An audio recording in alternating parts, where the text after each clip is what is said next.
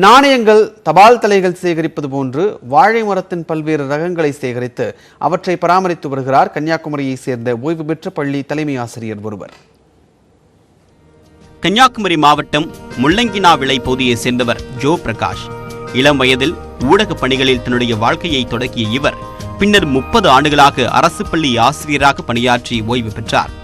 2015ஆம் ஆண்டில் ஓய்வு பெற்றதற்கு பிறகு விவசாயம் செய்ய வேண்டும் என்கிற ஆர்வத்தில் இருந்த இவர் தன்னுடைய பேத்திக்கு ரசாயன உரத்தால் விளைவிக்காத வாழைப்பழங்களை கொடுக்க வேண்டும் என்கிற எண்ணத்தில் வீட்டு தோட்டத்திலேயே இயற்கை உரங்களை பயன்படுத்தி வாழைகளை நடவு செய்ய தொடங்கினார். அதன் பிறகு பல்வேறு வகையான வாழைகள் குறித்து அறிந்து கொண்ட ஜோ பிரகாஷ் தற்போது அவருடைய வீட்டை சுற்றிலும் 39 வகையான வாழை ரகங்களை நட்டு பராமரித்து வருகிறார். அதில் கன்னியாகுமரி மாவட்டத்தில் அழிந்து கொண்டு வரக்கூடிய சில வாழை இனங்களையும் மீட்டெடுத்து வருகிறார். மலைமட்டி, செம்மட்டி, தேன்மட்டி, பேயன் மற்றும் நேந்திரன் பழத்தில் 4 வகை என்று பல்வேறு பகுதிகளில் காணப்படக்கூடிய வாழை ரகங்கள் இங்கு பயிரிடப்பட்டுள்ளன. கன்னியாகுமரி மாவட்டத்தில் 40க்கும் மேற்பட்ட வாழை ரகங்கள் இருந்ததாக சொல்கிறாங்க. ஆனால் பல ரகங்கள் இன்னைக்கு அழிந்து போய்விட்டன. இருக்கின்ற அந்த ரகங்களையெல்லாம் மீட்டு நாம் வருங்கால சந்ததிக்கு அதை விட்டு செல்ல வேண்டும் என்கின்ற ஒரு எண்ணத்தோடு தான் இதை நான் ஆரம்பித்தேன். அப்படி ஆரம்பித்தது பல நண்பர்கள் எனக்கு உதவி பண்ணாங்க.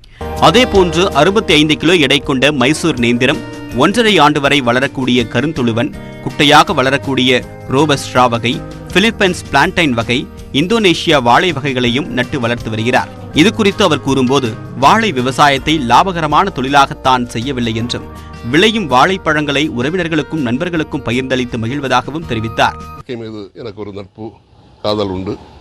இப்போ இந்த தோட்டத்தில் செலவிடக்கூடிய நேரம் எனக்கு மிக அற்புதமான ஒரு நேரமாக இருக்கிறது. என்னுடைய ஓய்வு நேரத்தை நல்ல ஒரு பயனுள்ள முறையிலே செலவு பண்ணுறதாக. இயற்கை உரங்களை மட்டுமே பயன்படுத்தி விளைவிக்கப்பட்ட வாழைப்பழங்களை சாப்பிடுவது மனதுக்கு மகிழ்வை தருவதாக கூறக்கூடிய ஜோ பிரகாஷ், வாழை இனங்களை பாதுகாக்கக்கூடிய நோக்கத்தில் தன்னிடம் வாழைக்கன்றுகள் கேட்டு வரக்கூடிய நபர்களுக்கு இலவசமாக வழங்கி வருகிறார். நியூஸ் 18 தமிழ்நாடு தொலைக்காட்சிக்காக கன்னியாகுமரியிலிருந்து செய்தியாளர் சரவணன். மின் கட்டணம் அதிகமாக வசூலிக்கப்படுவதாக நியூஸ் 18 தமிழ்நாடு தொலைக்காட்சியில் வெள்ளிக்கிழமை செய்தி வெளியான நிலையில் அதன் எதிரொலியாக மின்வாரிய அதிகாரிகள் வீடுகளில் நேரில் ஆய்வு நடத்த தொடங்கியுள்ளனர். கொரோனா ஊரடங்கு காரணமாக மின் கணக்கீடு நடக்காத மே மாதத்திற்கான கட்டணம் பன்மடங்கு அதிகமாக வசூலிக்கப்படுவதாக திருச்சி, தென்காசி, நெல்லை உள்ளிட்ட பல்வேறு இடங்களில் இருந்து பரவலாக புகார்கள் எழுந்தன. இது தொடர்பாக நியூஸ் 18 தமிழ்நாடு தொலைக்காட்சி செய்தி வெளியிட்டது. இந்த புகார்கள் மின்துறையினரின் கவனத்திற்கு சென்ற நிலையில் உடனடியாக நடவடிக்கை எடுக்கப்படும் என்று மின்துறை அமைச்சர் செந்தில் பாலாஜி ட்விட்டரில் அறிவிப்பு வெளியிட்டிருந்தார்.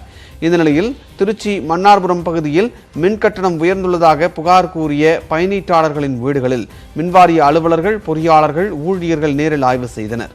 வீடுகளில் உள்ள மின் மீட்டர் பெட்டிகளில் தொழில்நுட்ப கோளாறு உள்ளதா என சோதித்த அவர்கள் தற்போதைய மின் கணக்கீட்டு முறை குறித்தும் பயனீட்டாளர்களுக்கு விளக்கம் அளித்தனர்.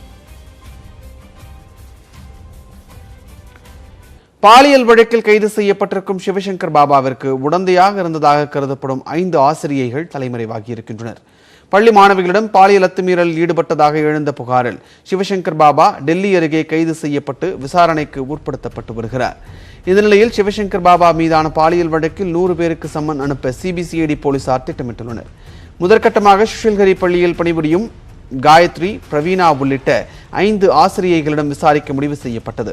அவர்களுக்கு சம்மன் அளிக்க சென்னை கீழம்பாக்கம் பழனி கார்டனில் உள்ள வீடுகளுக்கு சிபிசிஐடி போலீசார் சென்றபோது 5 பேரின் வீடுகளும் பூட்டப்பட்டிருந்தன.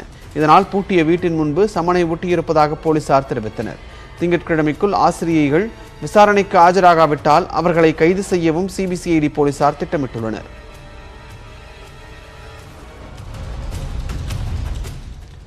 ஆடித்தள்ளுபடியை ஒட்டி புடவைகள் வாங்குவதற்காக காரைக்குடியில் துணிக்கடைகள் திறக்கும் முன்பே பெண்கள் குவிந்தனர்.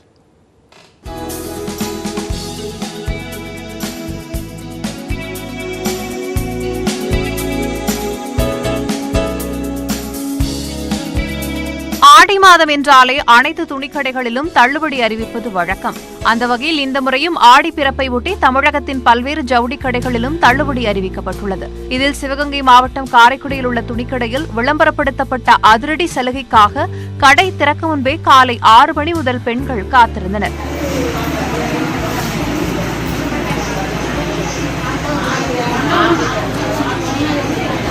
காலை 7:30 மணிக்கு கடை திறக்கப்பட்டதும் உடல் வெப்ப பரிசோதனைக்கு பிறகு வாடிக்கையாளர்கள் அனுமதிக்கப்பட்டனர். தங்களுக்கு விருப்பமான புடவைகள் பெண்கள் ஆர்வமுடன் வாங்கினர்.